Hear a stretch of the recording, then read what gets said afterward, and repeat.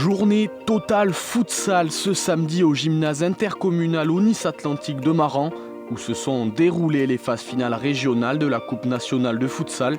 Un déroulement bien précis que détaille Robert Curida, le président de la commission futsal de la Ligue de Nouvelle-Aquitaine. Alors à Maran, aujourd'hui, nous avons la finale régionale de la Coupe nationale de futsal.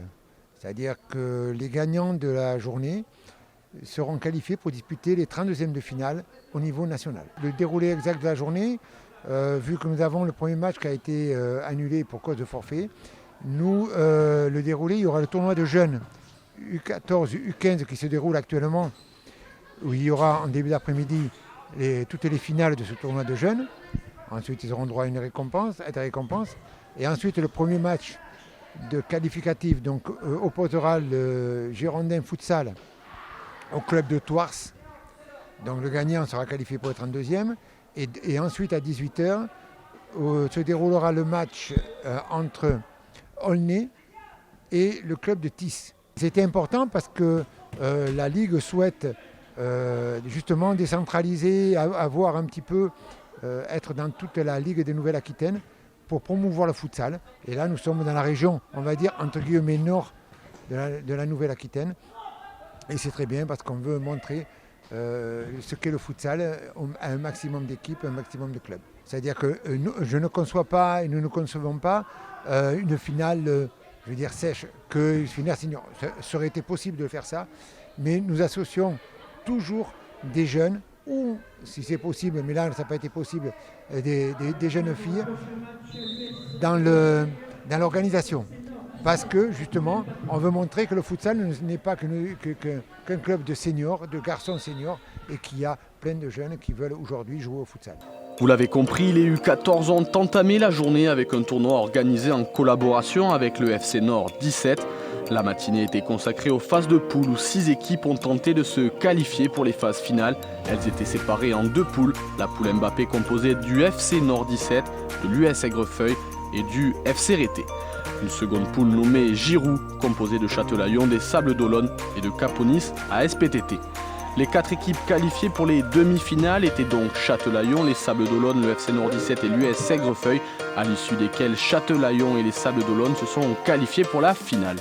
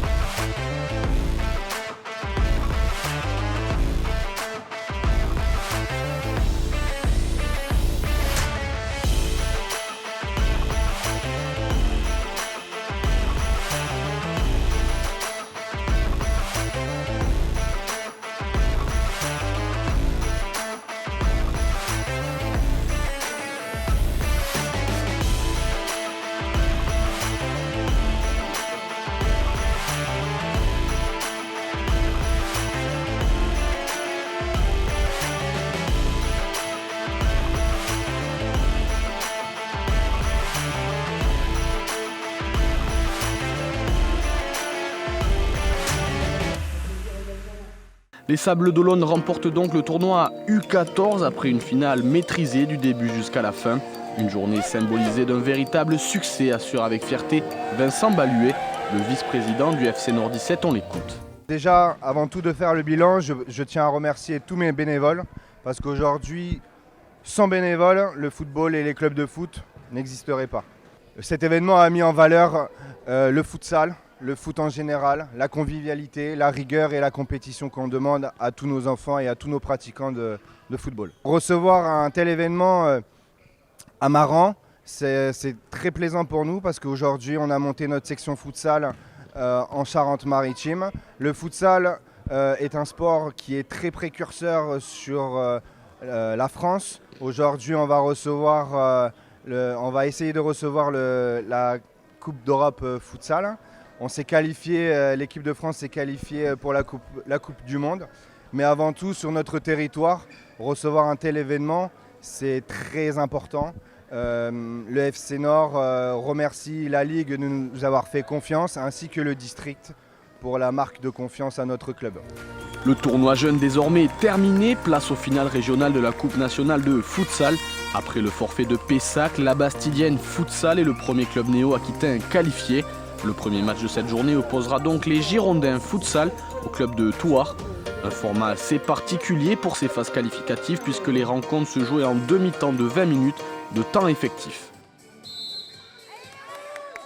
Session pour les Thouarsais en ce début de rencontre, mais le portier girondin enchaîne les belles parades. Les Girondins qui vont réagir, mais El Mnaour oublie son coéquipier à gauche et va buter sur le portier Thouarsais. Ça combine bien entre les joueurs de Thouars, Camara qui retrouve Duré, mais encore une fois, but sur le portier. Il pousse les joueurs de Thouars devant l'entrée de la surface pour Camara, mais qui rate sa talonnade. Corner pour Thouars, Camara qui est une nouvelle fois retrouvé pour une talonnade. Et cette fois-ci, ça finit au fond des filets. Thouars ouvre le score dans ce match. Récupération de balle pour les Thouarsais pour Camara qui frappe, mais Da Silva laisse traîner son pied. Ils enchaînent les situations dangereuses, les Thouarsais pour Ndiaye. Mais encore une fois, but sur Da Silva. Gourceau est lancé dans la profondeur. Il s'avance et frappe du droit, mais rate le cadre. Giropo est retrouvé côté droit. Et là, un 2 contre 1 décolle pour son coéquipier Eyo, qui n'a plus qu'à finir. Réduction de la marque. Touche pour les Girondins. Giropo qui est retrouvé et frappe du droit. Ça termine au fond des filets. 2-1 pour les Girondins. La réaction ne se fait pas attendre. Cheng frappe du rond central, c'est contré. Et derrière, Ndiaye qui reprend ce ballon et envoie un missile en lucarne. 2-2. Fin de la première mi-temps, l'arbitre renvoie tout le monde au vestiaire. À la pause, les deux équipes se neutralisent sur le score de 2 partout. Retour des vestiaires, Duré est retrouvé côté droit et temporise et frappe du droit. Mais Da Silva fait une belle manchette. Camara côté gauche qui frappe mais trouve la transversale. Cafouillage dans la défense girondine, le ballon qui traîne dans la surface. Ça profite à Camara qui frappe et touche le montant, mais Duré derrière la reprend et l'envoie au fond des filets. Thouars prend l'avantage dans ce match. Duré une nouvelle fois qui reçoit ce ballon. Il s'avance et frappe, mais ça frôle le montant. Ndiaye part en solitaire, il s'avance, crochette le premier défenseur et frappe. Mais Da Silva sort ce ballon. Touche pour les Thouarsais, ce ballon qui est envoyé dans la surface. Mauvaise anticipation du portier girondin. Ça profite à Camara qui n'a plus qu'à finir. Ça fait 4-2. Ndiaye côté gauche qui change d'aile pour Camara qui la remet en retrait à Duré et frappe. Ça finit encore une fois au fond des filets. Thouars prend le large. 5-2. Bonne lecture de jeu de Duré qui récupère ce ballon, il s'avance et frappe du droit, mais Da Silva la repousse, ça retombe dans les pieds de Cheng qui peut se retourner et frapper, mais ça passe au-dessus. Ndiaye qui anticipe bien cette passe, il a un boulevard devant lui, crochette le portier, fini du droit, ça fait 6-2.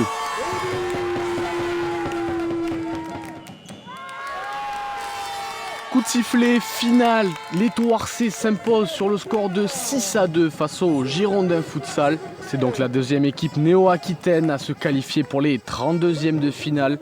Joshua Duré, le capitaine de cette équipe thouarsaise, ne peut être que fier de ses coéquipiers, on l'écoute. C'est incroyable ce qu'on vit, là la Coupe de France c'est une étape qu'on n'avait pas encore réussi à aller aussi loin. Donc je félicite mes coéquipiers avant moi, avant tout le monde. Même toutes les personnes qui sont venues, là on était une vingtaine de supporters et on espère recevoir à la maison une belle affiche. La première mi-temps on rentre très très bien dans notre match, plus que notre adversaire je pense. Par contre on a manqué d'efficacité offensive, heureusement on a eu beaucoup d'efficacité défensive. Malgré tout on voit l'écart de niveau entre les deux équipes parce qu'ils ont été très efficaces offensivement contrairement à nous. Leurs gardiens les laissent dedans. Donc on arrive malgré tout à revenir, je pense qu'il fait la diff c'est revenir à 2-2 avant la mi-temps et à la fin on a tout remis en place à la mi-temps et on a eu plus de réussite en deuxième.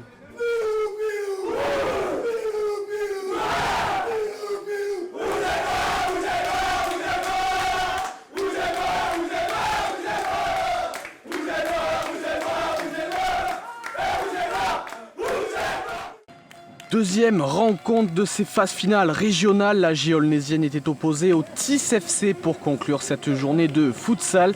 2 divisions séparent ces deux clubs et en coupe tout est possible et ça, les joueurs le savent très bien. Les acteurs sont prêts, l'arbitre va pouvoir donner le coup d'envoi de cette rencontre. Dumé reçoit ce ballon dans l'axe, il crochette le premier défenseur et prend sa chance du droit. Ça finit au fond des filets, TIS ouvre le score très tôt dans ce match. Les Aulnésiens vont tenter de réagir, Bellé côté droit, frappe du droit, mais Cornu fait un bel arrêt. Dumais est lancé une nouvelle fois, il décale Joubert. Ça lui retombe dans les pieds, mais Belay sauve les siens. Tis part en compte, Guéret voit le portier, Aulnésien avancé, il tente le lob. Ça finit au fond des filets. Tis mène 2-0 dans ce match. Tis récupère le ballon, Michaud s'avance côté gauche, il frappe du gauche. Ça retombe dans les pieds de Forger qui frappe à son tour, mais encore une fois, but sur Barthaud. Sur le corner, Michaud retrouve Clémenti et frappe premier poteau. Il nettoie la lucarne et ouvre son compteur lui aussi dans ce match. Tis mène 3-0. Les Aulnésiens vont tenter de réagir 1-2 entre Diop et Jicaillot pour la frappe qui trompe la vigilance de Cornu. Aulnay réduit la marque dans ce match. Fin de la première période, l'arbitre renvoie tout le monde au vestiaire. À la pause, Tis mène 3-1. Au retour des vestiaires, Perruchon décale Bellé, côté gauche qui frappe ce ballon et trouve la lucarne opposée. Aulnay recolle à 3-2. Il pousse les Aulnésiens pour égaliser. Perruchon, côté droit, retrouve Diop qui décale à son tour. Diop et frappe. Ça finit au fond des filets. 3 partout. Belay dans l'axe retrouve Santa Agueda côté gauche qui enroule de son pied gauche et trouve la transversale. Santa Agueda lance Diop dans la profondeur pour un face-à-face avec Cornu. Il gagne son duel et permet à Aulnay de prendre l'avantage dans ce match, 4-3. Perruchon pour Nagy côté droit qui centre au second poteau pour Hérault, qui n'a plus qu'à finir dans les cages vides. Aulnay mène de 2 buts.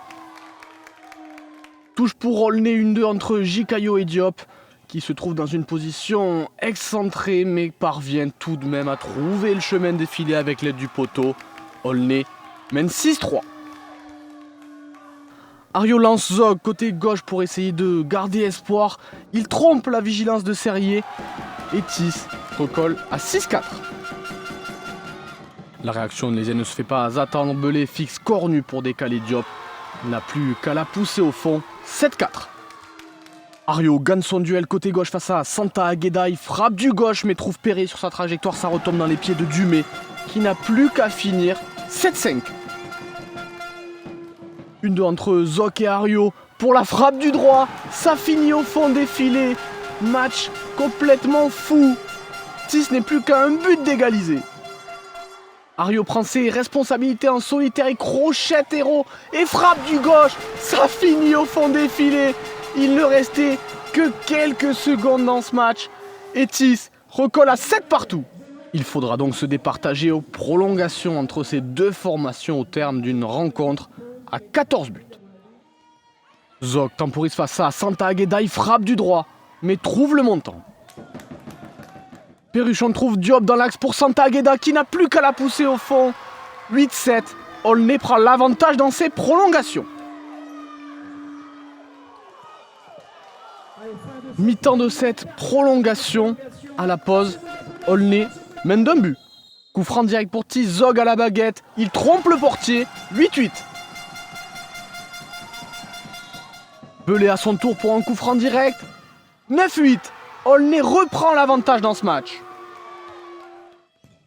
Ario transforme à son tour un coup franc direct à quelques secondes de la fin de ce match. 9 partout, on se dirige tout droit vers une séance de pénalty.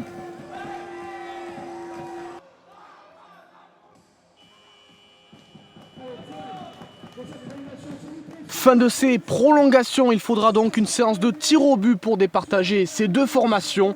Ario est le premier tireur de cette séance. 1-0. Belay pour la réponse. 1 partout. Clémenti désormais, ça passe. Hérault pour égaliser. 2 partout. Forger pour reprendre l'avantage. C'est arrêté par Serrier. Diop face à Cornu. Ça passe. Zoc n'a pas le droit à l'erreur. C'est au fond. Diop à son tour. C'est arrêté par Cornu. Autour des portiers de s'illustrer. Cornu premièrement. Ça passe. Serrier en second. Ça passe également. Michaud pour la mort subite. C'est au fond, petit filet. Jikayo pour la réponse. Ça passe. Joubert désormais. Il bute sur Serrier.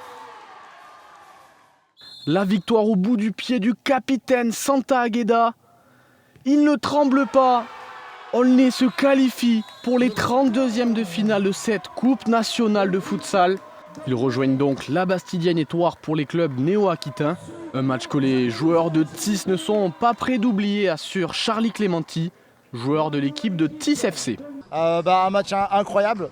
Je pense qu'on s'est montré à la hauteur. Nous, on voulait prendre du plaisir et s'amuser. Et je pense que ça a été le cas. Vu les circonstances du match, de gagner 3 à la mi-temps. Après, on se fait reprendre. Je ne sais plus, il y a un écart après de 2-3 buts en deuxième. On remonte encore. Là, la prolongation, pareil. C'est la course contre une équipe qui est à 2 niveaux au-dessus de nous. Donc, pour nous, c'est incroyable. Je pense qu'on a été au niveau et l'équipe a répondu présent. Donc, la dose de plaisir était là. Nous, c'est ce qui comptait.